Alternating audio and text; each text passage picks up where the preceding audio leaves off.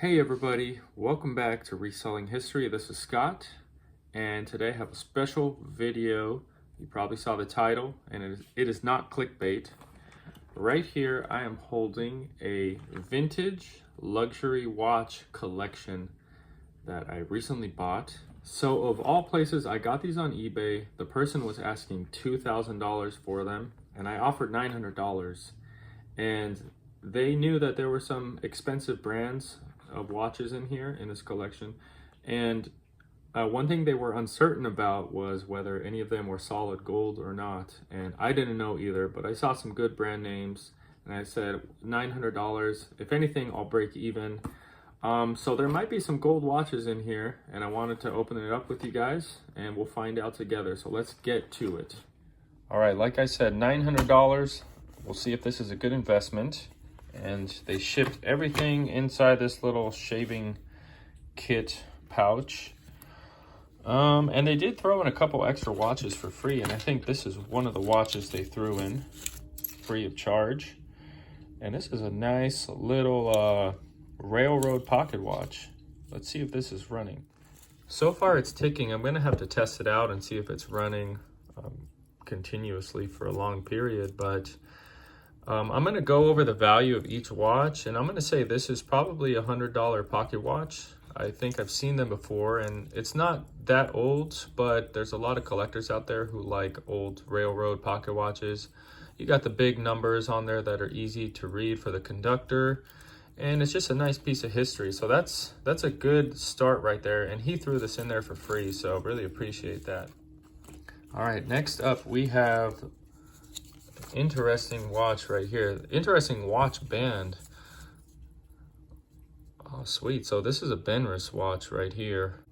This is probably like from the 1950s, I would imagine, maybe 1960s, and it's got a unique leather watch band. But yeah, this is a gentleman's watch, what you would wear. It doesn't look like it's gold because it has a stainless steel back, so maybe the bezel is like rolled gold plated or something like that. And it's ticking. I'm gonna say if this is working, this is probably we'll say a $75 watch. Let's move on to the next ones. All right, we got some more stuff in here, and here is I never heard of this brand before. Norman Deluxe. This is a woman's watch. It's got some, looks like it's radium painted numbers on there. If this is working, that's probably like a $10 or $20 watch. We have another ladies watch. This is like a cheaper one. That's quartz watch. And then we have a Croton.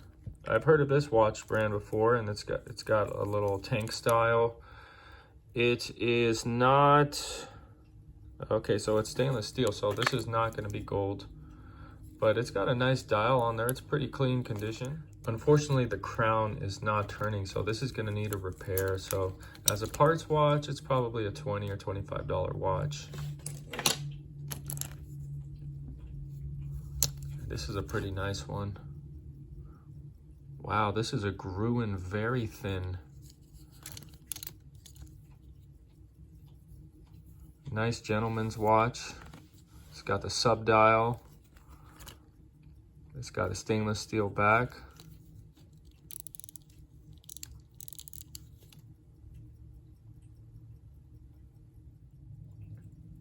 And so far this watch is running as well. This has a really nice case and dial. I'm gonna say this is another $100 watch. So far some pretty good watches, nothing crazy expensive. But there is another pocket watch. Let's take a look at this. I can't make out that name. I think it's like G.A. Jorgensen or something of that nature, and it says Brooklyn. So this is probably like the jeweler's name who sold the watch. They would put their name on the dial, and the movement is probably different. So let's open this up and see what kind of movement this is. By the way, you guys, I got this new case opener right here for screw back watch cases. I highly recommend this for the watches that you don't want to risk scratching up. So I'm going to use this to open up this pocket watch. All right, we got the case off, and let's see what watch movement this is. So it's 7 jewels. Wow, that is pretty sweet. This is a Zenith. Zenith is a pretty big name. That is awesome. I'm not sure how much their pocket watches go for, in all honesty, but that's a pretty big watch name on there. Somewhat of a higher end watch company. That is super cool. Let's see if this is running. It is running beautifully. That is awesome. Wow. So there is one of the more luxurious watch brands, Zenith, and I don't think it's gold. This looks like it's, yeah, it says 20 years. So for those who don't know, if it says like 20 years, 15 years, that usually means it's gold plated or gold filled, that the gold plate will last 20 years or so before it starts rubbing off. But yeah, this is a sweet watch, you guys. Not sure the value on this. I'll just safely say maybe 75 or 100 bucks on this as well. Could be a little more. Let me know what you guys think. Well, alrighty, we got some good watches so far, and right here is a Remix watch, 17 jewels. I don't think this is really a expensive watch brand, but it is a mechanical watch, and it is ticking, you guys, so I don't think this is going to be a lot of money here, maybe $20 or $25. So I'll set that aside with the lower end watches. And let's see what else we can find here. So this is Andre Burchard. I don't think this is a big watch brand either. I've seen these before. Yeah, it's got a base metal case. The good news is it's running, and it's a nice gentleman's looking watch. Got a nice big round case and dial. Probably a $40 watch. That's pretty neat.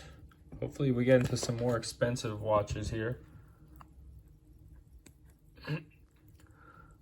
All right, this is a cool looking watch right here. It's got kind of a bullseye look, military. Oh wow, this is Girard-Perregaux. That is neat. Look at those hands. I love that seconds hand right there. And it's running. I think it might be automatic or something. Let me see. No, it's a manual wind, but look at that dial on there. That is super cool. The Girard-Perregaux. Now this is a high-end watch company, and this is such a neat looking watch. I love the look of it. Probably from the 1950s or so. So it's a stainless steel case. Man, I might have to hold on to this for my collection. I just love the look of that, you guys. Man, value-wise, I'm not sure. What do you guys think? Maybe like $200 or $300 for this watch. Wow, that is super neat, super neat. Let's see what else is in there. I see a Hamilton, and I like Hamilton. And this is a neat Hamilton watch. This is probably from the 1940s. Oh, is this going to be a solid gold Hamilton? Nope. This is a 10 karat gold filled. Well, I guess that's better than nothing. But it has a really beautiful dial on it, and the crystal's in good condition. Now, the person I bought all this from, they inherited all of these watches from somebody that passed away.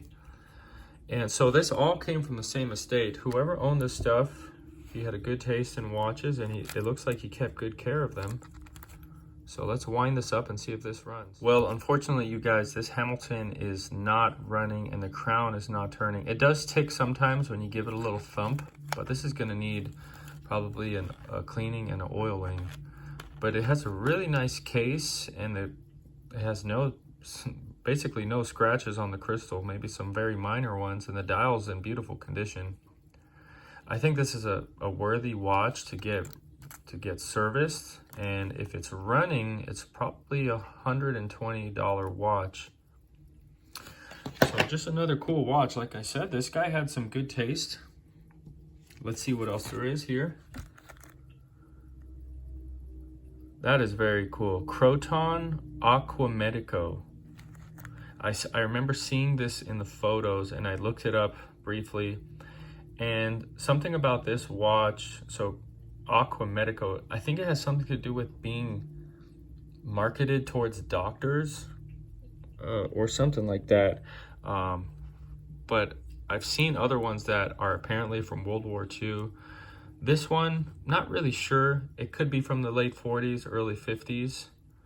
But it has a really nice dial on there. You got to admit, that is just like, that just screams like late 40s or so, or maybe even World War II era. So it possibly can be. I'm gonna have to open up this case, you guys. This might be, it might be gold. I'm not seeing any markings for gold filled, so let's open this up. Well, I have really good news on this one. This is a solid 14 karat gold case. And here is the movement. So it's an Aquamedico, and it looks like it's 630 movement. I'll do some research on that, but let's see if this runs. All right, it's running really good so far. I'll do some testing out on it. But what a beautiful watch. I am so happy that one of the watches has been solid gold so far. As far as value, man, maybe $500 for this watch, $500 or $600, but I'm really gonna consider keeping this in my collection because I just love the simple military dial that it has. So far we got 2 potential watches to add to the collection. The rest that we've gone through, I'll probably end up selling. And here's a neat little dual time wristwatch. This is Sheffield, and it's a quartz watch. Now, I've always been confused about these. I'm not sure if this is a female watch or a man's watch or unisex, because as you can see, it's a pretty decent sized dial. It is a little more skinny, but it's long. It's not running, so it'll need probably 2 batteries. But that's a nice, neat little watch. Probably a $50 watch if you get some batteries for it. And guys, I'm really just throwing numbers out there for these watches off the top of my head. I could be totally wrong on what something is worth. Just going off of experience. This is a railroad wristwatch by Arnex. That is super cool. Man, I might have to hold on to this one too. Let me turn off the light here, you guys. And this is running good. Wow. You gotta admit, this is a beautiful watch right here. You don't see the railroad wristwatches as much as pocket watches. At least I don't. Off the top of my head, maybe a $100 watch. I'm gonna set this aside because I might consider adding that to the collection. We got 2 more watches, you guys, and I'm pretty sure these watches are not going to disappoint. Before I go over them, don't hesitate to subscribe to the channel, you guys. It helps support me and my endeavors and entertaining you guys. And drop a comment and go ahead and like the video. And next up, we have an Omega Seamaster. Wow, this is a beauty. Man, I already have an Omega. It's not a Seamaster though. I have an Omega bumper from the 1940s. That's solid gold. And this is, yeah, this is probably not going to be gold, but man, this is a nice looking watch. There you got the Seamaster logo on the back. And the watch is running beautifully so far. Yeah, this is a beautiful watch. It even has the Omega crown. A lot of times the crown, in fact, this is the story with mine, the crown is not original. So the fact it has the original crown is pretty awesome. And there is so it's a 520 caliber movement. I'll have to date it with that serial number right there, but it's probably 1960s, 50s or so. Running good so far, you guys. Wow, what a collection this man had. Beautiful watch. As far as value, man, I think Omega Seamasters like this probably sell for around $500 or $600. Of course, I'm gonna need to put a new band if I do decide to sell it, but in the meantime, we're gonna put it with the other watches right here that I might end up holding on to. And that brings us to our last watch. And this is another Girard-Perregaux wristwatch, and this is a gyromatic, which I think means automatic. Oh wow, that's great. A great sign that just with a tiny bit of movement, it's already ticking. Great sign. Man, this is a thick case. If this case is solid gold, this is probably by far the most valuable watch in the collection.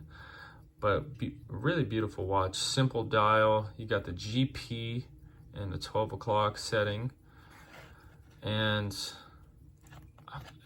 it's probably from the 1950s or 60s. This might be a pain to get open up because a lot of times these cases with this type of open, or I don't know what it's called, kind of like a hexagon style. I know they're kind of tight to open, so we're gonna try our magic 8-ball here, and hopefully that'll open it up and tell us if it's solid gold. If it is, that's gonna be great news. So let's check it out. All right, I got the back case. It was a real pain, but I just kept trying, and it finally came off with my magic 8-ball. Now this is the watch that the seller said he suspected might be gold, but he had no way to open it up and check. So we're gonna find out right now, you guys. Let's take it off. Try to be as careful as possible here. Let's look at that movement first. Gyromatic, 17 jewels. That's beautiful. Beautiful. Now this is a luxury high-end watch, vintage watch. Now we're gonna flip around the case. Oh my goodness.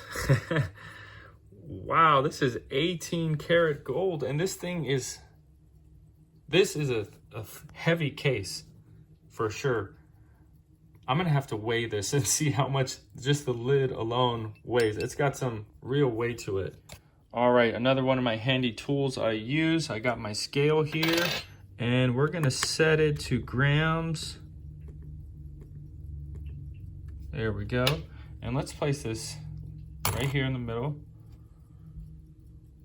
Holy moly, this is 7 grams, just the lid by itself, which makes me think the case is probably maybe another 6 or 7 grams as well. So I think this comes out to like probably $500 or $600 of gold melt just in this lid. That is amazing. This man had real taste in watches, and I feel really lucky to be the one who ended up with his watch collection. So that's it, you guys. Wow, $900 worth of vintage watches, a few of them being more of the high-end luxury brands. And let me know what you guys think about these watches that I set aside. I would like to try to keep at least 1 or 2 of them for my collection. And I'm really leaning towards the gold watches. I mean, who wouldn't want to keep these vintage gold watches? They are super nice. But I really like this Girard-Perregaux too, with this unique dial. And then of course, I'll be selling these watches here on my eBay store. But yeah, let me know what you guys think. How did I do? Was $900 a good investment? Will I make some money? Will I break even? I really appreciate you guys watching my channel, getting close to 1,000 subscribers. So thanks for all the support, everybody. Take care, and I'll see you on the next one.